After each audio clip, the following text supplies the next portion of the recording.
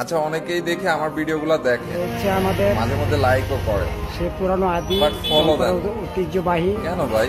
ইয়াসিন ভাইয়ের ফলো দিলে মারিয়া কি হয়? প্যাকেজ 2 তুমি করেন কেন? এখানে একটা সুলভ ফলো দিয়ে মূল্যে দেন না।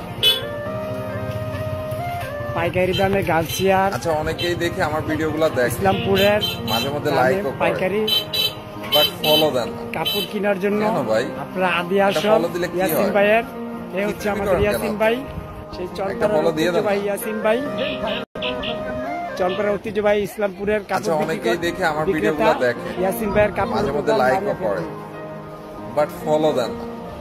কেন ভাই? একটা ফলো দিলে কি হয়?